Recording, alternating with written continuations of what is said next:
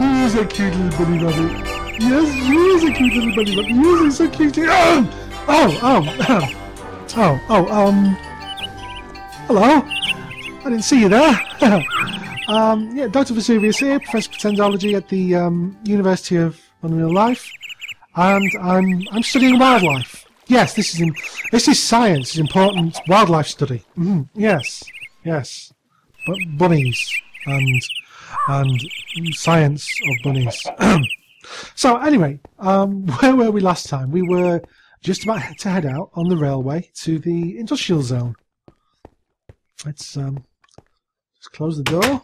Although, you know, we're a friendly bunch, we leave our doors open and have always in and out of each other's houses. Sometimes setting fire to them. Crazy Eddie! Right. So as you can see, we have a switch here we can choose. We can go all the way to the station, or we can stop off at Oington Park. Right. So we'll automatically ride this minecart over the bridge. And those of you who were with us for Season 1 will see a lot of new things coming up here. We have a nice dockyard area that's been built up, which we'll have a quick look at. We now have Oington Park Railway Station. Oington Park is our Pigodrome, a pig racing venue, which unfortunately is closed at the moment, so I can't get in and show you, but maybe next time. Let's see, we have the industrial processing plant here, which is where we bring all of our resources that are dug up and they're automatically processed. Here we have the harbour. We have two ships here, the LGS Burgundy, which is cat's build, which is very, very pretty. I'd love to show you aboard, but there's no gangplank. Over here we have the Harbour Master's office, which, lovely, nice and airy. And here we have a series of maps which I've been assembling of the overall area. This was the area of the village that we explored last time. We've come down here to the industrial zone, which unfortunately is kind of split between two maps. We're about there. We see we have this whole wasteland area, which is pretty poor land, so it's perfectly suited for industrial stuff. Here we have another copy of the overall map, so you can see we are on this wasteland area here, and that body of water is this lake here. So we have a nice area we've spread out into. We don't build massive. Let me rephrase that. We don't generally build massive buildings. We like them nice and small and sort of compact. These docks, at the moment, they're fairly new. We've not really found functions for a lot of the buildings. We have one practical warehouse in use. I think a couple of these buildings have been used as dog kennels for someone who's collecting dogs. But again, we've tried to sort of make them useful, so there's a bed here for someone to stop at if they need to. And here we have HMS Grumpy Bottom, named after one of our members. I know. And HMS Grumpy Bottom is actually functional. I'm going to have to turn on my jetpack to get onto her. It's again a distressing lack of gangplanks. But she's a red power frame vehicle, for those of you who know your mods. And if we throw the switch, it takes some time to get going. In fact, let's just check the computer is on. Yep, computer is on. She will now, there we go. Under her own power, she'll start proceeding across the bay. And yes, it is actually slower than walking. But that's not the principle of it. The point of the thing is to make a working ship, not whether it's sensible or not. So let's bring her back into harbour.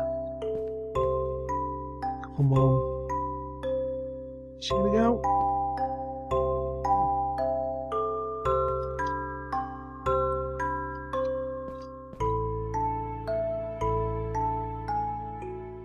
Doesn't appear to want to move. She has broken down. Well, I'll have a look at her and fix her later. So we're gonna have to swim for sure. Glub glub. There we go. And a couple of the buildings, sort of as yet purely decorative. Let's come out of here and we'll have a look at. This is our actual warehouse building.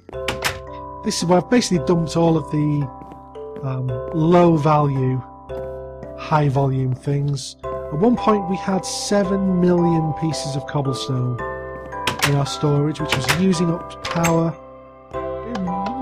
Never going to need it, so I basically dumped as much as I could into here, and we've avoided the rest. Here's our railway station, which is a junction point from here out to the farm and the further village. Then we have our schedules, everything's on time, luckily. And this tells us where all of the points are set as well.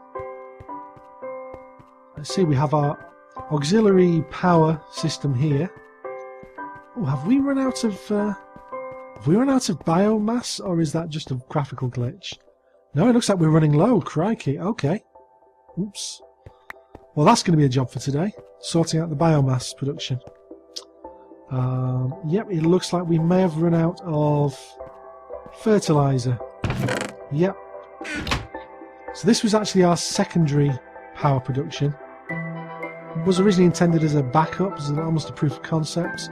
We're growing sugarcane and then immediately processing it into biomass, which we then feed into biofuel engines to generate buildcraft power. We have a couple of boilers, which I'll show you in a moment.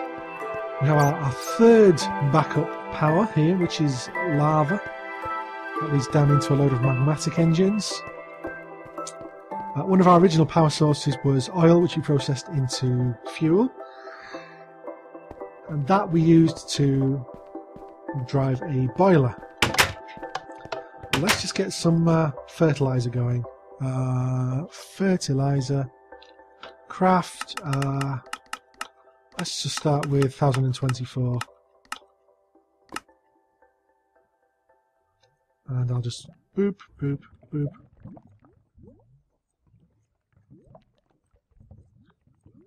I really should automate this part and actually have this feeding directly to the power storage, but I'm not going around to that yet. But we have so much stuff stored, as you can see. So let's just dump this diamond in here, and just to show you,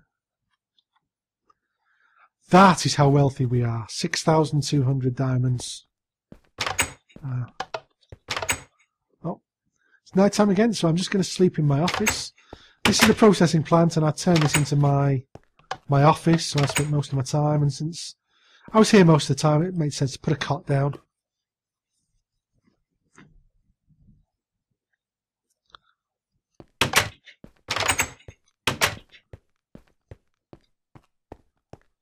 Now, I should point out that everything you see here, every single thing, has been got legit. We have not, certainly I haven't, and I don't think the others have rights to. We've not cheated in a single item.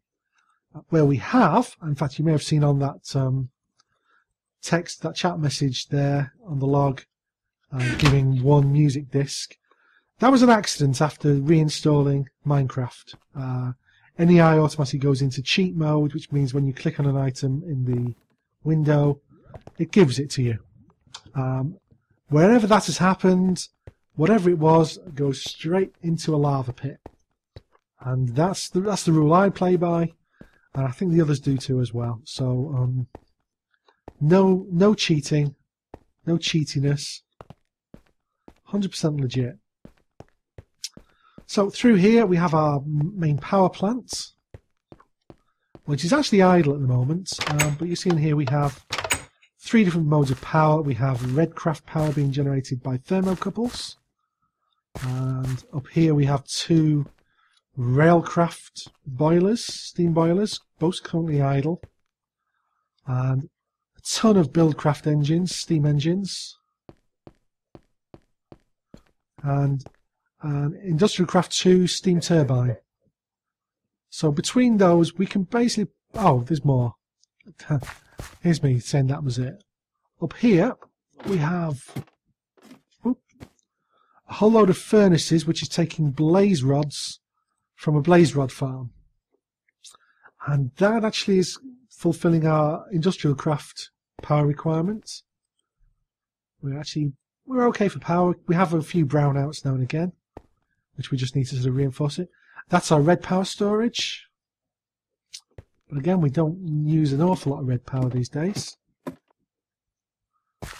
And down here we have a creosote oil tank, which takes all the creosote oil out from the coke ovens. See, we're actually completely full to the brim now. So if we ever start the liquid fueled boiler again, we'll be running off creosote mainly. In here we have our AE storage system and processing. So here we have a load of machines hooked up to our AE storage. If you don't know, Applied Energistics is a mod which basically stores items like computer data. So you have these disk storage units which store all of the items in a digitized form. As you see, we've got quite a few here. Some of them are heavily in use. So at one point we had 7 million pieces of cobble, which really used up a lot of space. So they're all accessible from any of the terminals like we had before, and they're also set to feed into these machines. So let's see, this machine will automatically feed clay or monazite ore into here, which will process them and turn them into refined items. We have a little more room here if we need more. This is our auto crafting system, so we can actually automatically craft all of these items and anything else that we program into it. And you can see we basically have the top tier of armor here programmed in. So if you want quantum armor, just key it in, and I think it's about a 10-15 minute wait while it processes it. Which is insane, absolutely insane. So up here we have our industrial craft processing, which is again a lot smaller. We've got room to expand here at a later date. And that's our industrial processing centre. Again, this was heavily used when we were gathering resources. We're not actually gathering resources anymore. We have so much stuff in storage, as you saw, 6,000 plus cobblestone, which is just 6,000 plus diamonds. I don't know how many cobblestone we've got. Probably about 60,000 that we've still got, even after getting rid of all of them. So we have the railway station here. Over there, if it loads in properly, is a lighthouse. Oh, there we go. It's either been a hell of a creeper explosion or it's not chunk loading yet. There we go.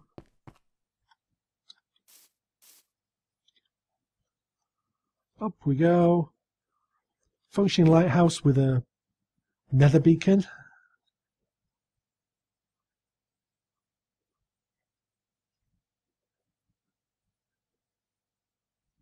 Oh, there we go. Light changed.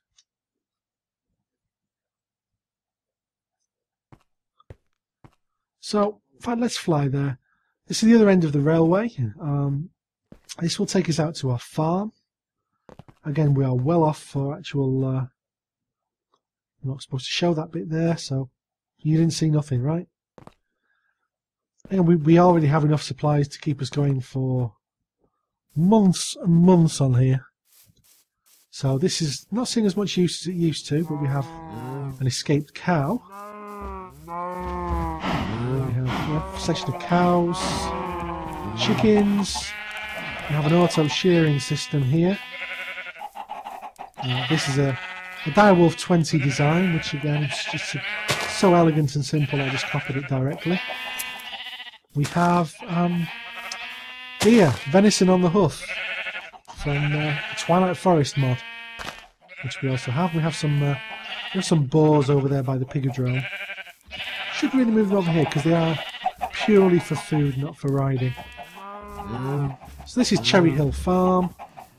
Looks like we've lost the sign to a creeper explosion, but I'll get that put back up. We have a farmhouse. We have flying ambrosia. As you can tell from the flowers, we have a bee production area over here. I've not felt the need to switch to what's the one up from Apiaries? Alviaries, is it? Because to be honest with you, I'm getting more than we could possibly use just through those running 24/7. This is our tree farm, which as you see is out of a supply, so it's not running at the moment, but it has been. It's been growing us some cherry trees. Let's get ourselves a cherry. And this is currently self-sufficient because we're actually creating our own biofuel, which we may be out of. Yeah, we're out of now. That could be why the farm's not working at the moment. But we've been using apples from this little Steve's Carts tree farm. And there's a cart buried in there somewhere. He's normally buzzing around chopping down trees. Get him working later.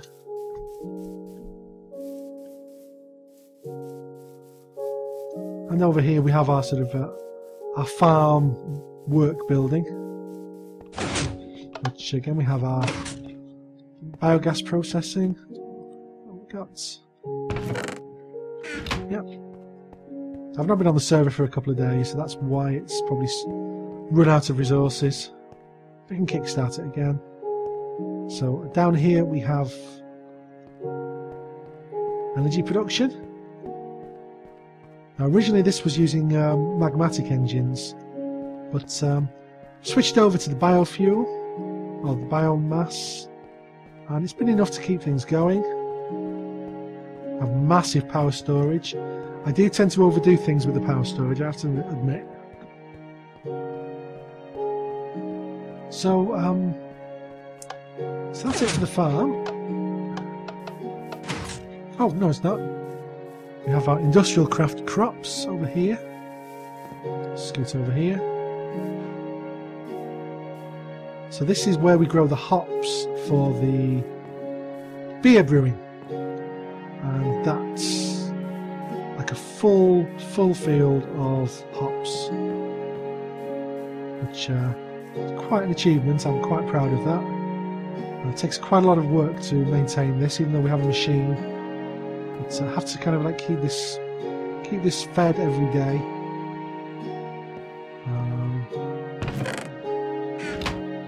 See down here we have a netherwort farm. We have a pumpkin and melon farm. Get out! Oh, get out of it! Whoa! Right, cow, trampling the crops. Sorry. So what we have here is pumpkins and melons. Boop! At a button push, harvest the whole lot. And in fact, I'm going to have to empty that because we're going to run out of space. So as you see, we've no shortage of food. So I'm going to go in here and sleep the night away. And then I'm going to scoot further up the railway to show you the one extent of our civilization. Again, try to make this farm building functional, as well as plenty of space for expansion into. What's that? Looks like a bit of creeper damage there. Whoops. So, if people wanted to just join the server and slot in right away without having to build much. We wanted to set things up so they could. Trying to keep it as open to people's choices as possibly could. So, if people want to just build, they can come on and just use the resources and build creatively. That's what Cat does mainly. If they want to really do their own thing and just head off into the wilderness and go the survival from scratch, they're more than welcome to. That's what a couple of our newer members have done. Here's another railway station where we have a switch. We can go back to the industrial station, we change it, and we'll go to the village. And now if we ride the rail cart, we're going to go up to a new village. Well, it's not new, it's been on the server since it was spawned, but it's not been developed. We've kind of kept hands off from it. I did a little bit of work to fend off the zombies, but beyond that we've just run the railway past it and left it open if anyone else wants to develop it as their own little fiefdom. So here we are, push the button and the cart goes. And this is a pretty standard unmodified testificate village. Looted left, right and centre for anything of value, obviously. But, you know, we are British. It's the way the Empire goes.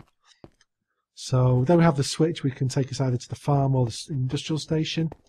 We're going further out.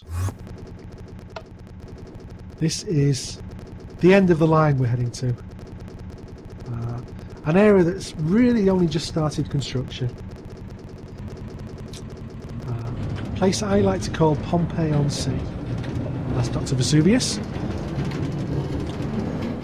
Right to some auto forests. And just on the hills up there, we have a little hut that's inhabited by a stranger from a far shore.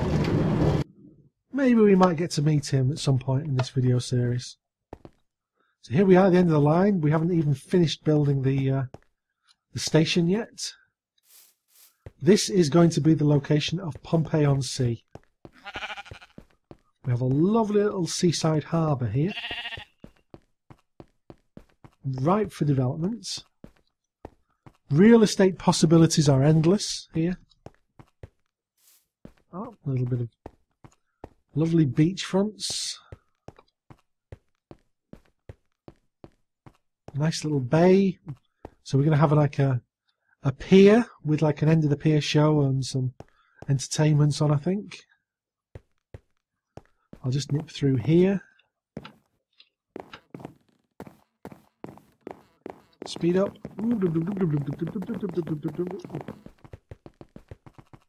We come through here. Look at that. Isn't that just dying to be turned into like a holiday resort? That's what I thought. Back here. And so we go up the steps here to the Grand Hotel, which is still under construction, as you can see.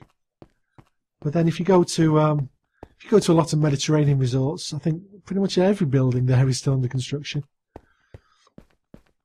And there we look at that view. Look at that. Obviously no health and safety here, but oh. So this is going to be Pompeii-on-Sea, a little seaside town which I'm starting building, and I hope the other people on the server will join in with. So the hotel is pretty sparse at the moment, it's just a shell. But this is the far extent in one direction of civilization. If we don't count Mind the Sky, which again is on the same server but a completely separate continent. This is as far to this direction as the building goes. So as you can see, plenty of room for building, plenty of further scope for fun and development. And say I've really skimmed past a lot of parts of the server. You didn't see the Pigodrome properly. You didn't see the theatre, which is a project that I'm very proud that we did as a collaborative job. You've not seen Ed's out of town club, which he's still working on. you've not seen Macon Flynn's underwater base. So much to see on here, and I hope you stick with us, and I hope you'll be entertained by what you see on here. Hopefully we might meet some of the other people who play on the server, and you'll see what they're doing, and maybe even some surprise guests, who knows. But until then, I've been Dr Vesuvius. Welcome to Little Gaslamp. And always remember, be splendid.